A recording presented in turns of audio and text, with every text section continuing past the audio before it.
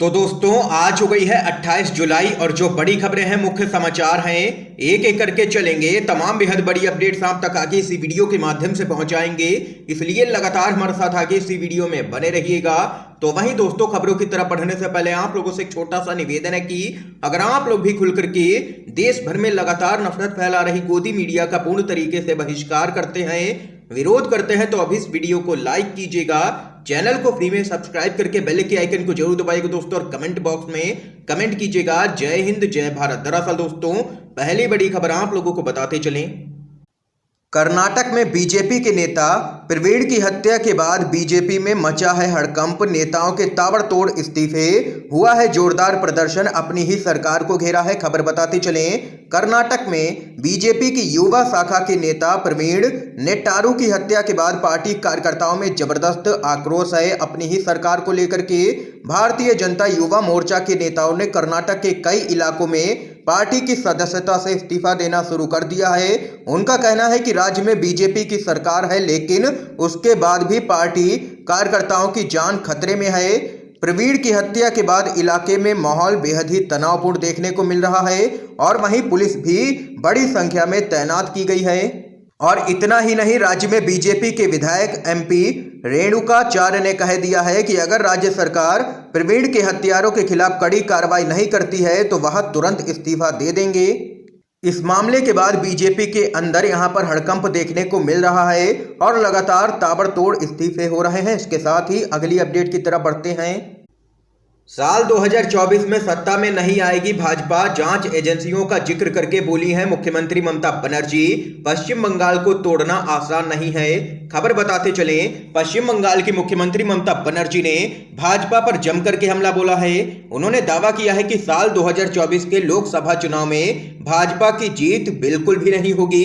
दरअसल मुख्यमंत्री ममता बनर्जी के नेतृत्व वाली टीएमसी के विधायक पार्थ चटर्जी और उनकी सहयोगी अर्पिता मुखर्जी ईडी की हिरासत में हैं और टीएमसी के विधायक माणिक भट्टाचार्य भी जांच एजेंसी की रडार में हैं। और इसी को लेकर के ममता बनर्जी ने केंद्र की मोदी सरकार को निशाने पर लिया है।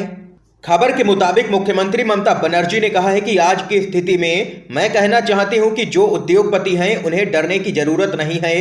मुझे पता है आपके घर में ईडी, आईटी और सीबीआई की छापेमारी हो चुकी है, लेकिन मुझे पूरा विश्वास है कि 2024 के लोकसभा चुनाव में भाजपा सत्ता में नहीं आएगी, इसलिए किसी को भी डरने की जरूरत नहीं है। भाजपा के पास कोई भी काम नहीं है। उनका काम मात्र 3 से 4 एजेंसियों के जरिए राज्य सरकारों को अपने हाथ में लेना है। उन्होंने महाराष्ट्र और अब झारखंड पर कब्जा कर लिया है, लेकिन पश्चिम बंगाल ने उन्हें हरा दिया है। बंगाल को तोड़ना आसान नहीं है, क्योंकि आपको पहले रॉयल बंगाल टाइगर से लड़ना होगा। ये यहाँ पर मुख्यमंत्री ममता बनर्जी ने हुंकार भरी है और केंद्र सरकार को लिया है निशाने पर। अगली अपडेट आप लोगों को बताते चलें।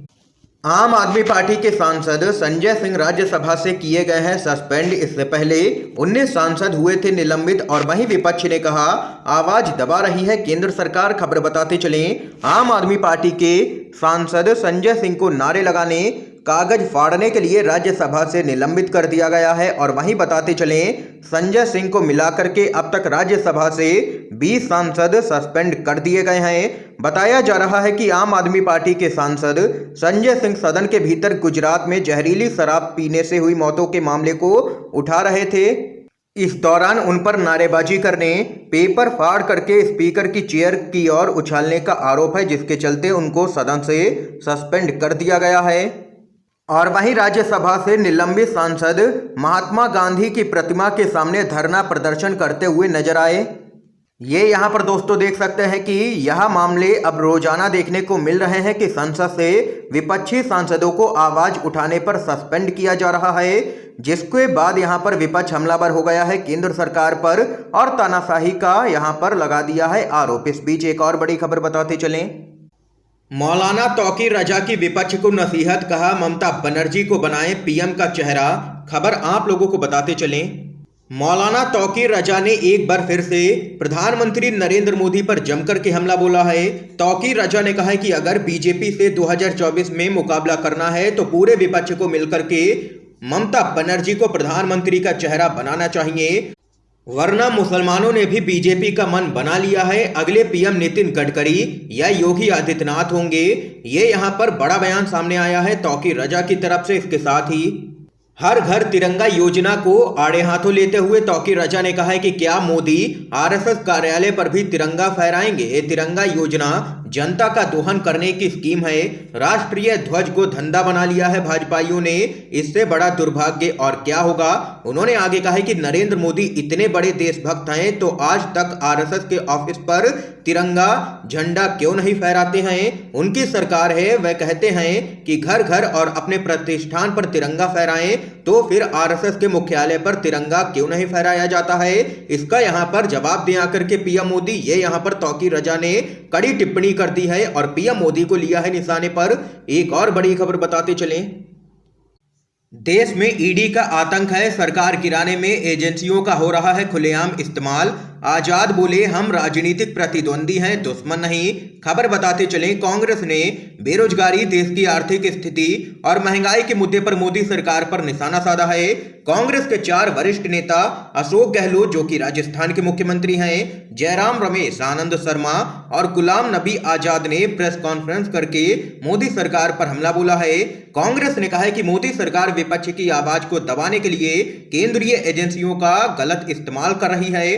राजस्थान के मुख्यमंत्री अशोक गहलोत ने कहा है कि इस देश में केंद्रीय एजेंसियों को एक लक्ष्य दिया गया है कि कैसे भी करके विपक्ष को और खास करके कांग्रेस की आवाज को दबाया जाए। कभी प्रवर्तन निदेशालय यानी कि ईडी के समन भेजना, पूछताछ करना, बेवजह आरोप लगाना इनकी टेंडेंसी बन गई है। अशोक गहलोत ने आगे कहा है कि ईडी को सरकार गिराने और विपक्ष की आवाज को दबाने के काम में लगाया गया है केंद्र सरकार की तरफ से। ये यहाँ पर कांग्रेस पार्टी भड़की है केंद्रीय एजेंसियों के दुरुपयोग पर। एक और अपडेट आप लोगों को बताते चलें। सवाल पूछने पर महिला सांसदों के कपड़े फाड़ना, उन्हें घसीटना हद दर्जे की क्रूरता है। प्रियंका गांधी ने पीएम मोदी से पूछा, सवालों से इतना घबराए हुए क्यों हैं। खबर बताते चलें, कांग्रेस अध्यक्ष सोनिया गांधी से प्रवर्तन निदेशालय की पूछताछ तीसरे दिन हुई और वहीं उधर केंद्रीय एजेंसी सोनिया गांधी से नेशनल हेराल्ड केस में कथित तौर पर हुई वित्तीय अनियमितता के बारे में सवाल जवाब कर रही थी। और वहीं कांग्रेस के नेता और कार्यकर्ता इस पूछताछ को राजनीतिक प्रतिशोध की भावना के तहत की जा रही कार्रवाई बता करके लगातार देश भर में विरोध प्रदर्शन कर रहे थे। इस प्रदर्शन के दौरान पुलिस ने कांग्रेस के कई नेताओं को हिरासत में लिया, जिसमें पुरुष के साथ साथ महिलाएं भी शामिल रहीं।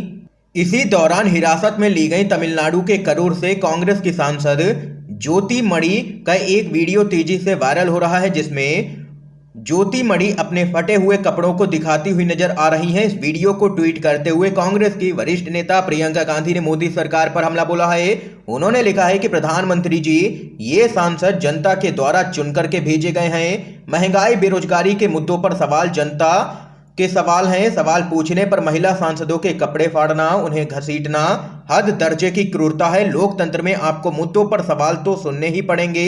सवालों से इतना घबराए हुए क्यों हैं आखिर। ये यहाँ पर प्रियंका गांधी ने केंद्र सरकार को घेरा है और इस पूरे मामले पर अब हो रही है सरकार की फजीहत। अगली अपडेट की तरफ चलते हैं। राहुल गांधी ने राजा से मांगे हैं 10 सवालों के जवाब। कहा, हम डरने वाले नहीं हैं, जनता की आवाज उठाते रहेंगे। खबर बताते चलें, कांग्रेस के नेता राहुल गांधी ने बेरोजगारी, महंगाई, अर्थव्यवस्था और किसानों को लेकर के पीएम मोदी से 10 सवाल पूछे हैं। उन्होंने कहा है कि पीएम संसद में सवाल नहीं पूछने देते और सवाल पूछने वाले सांसदों को निलंबित करवा देते हैं या फिर गिरफ्तार करवा देते हैं, लेकिन कांग्रेस देश की अर्थव्यवस्था को लेकर के उनसे सवाल पूछती रहेगी। आप लोगों को बताते चले, मोदी सरकार पर हमला करते हुए राहुल गांधी ने कहा है कि मानसून सत्र में हम प्रधानमंत्री जी से जनता के मुद्दों पर चर्चा करना चाहते थे।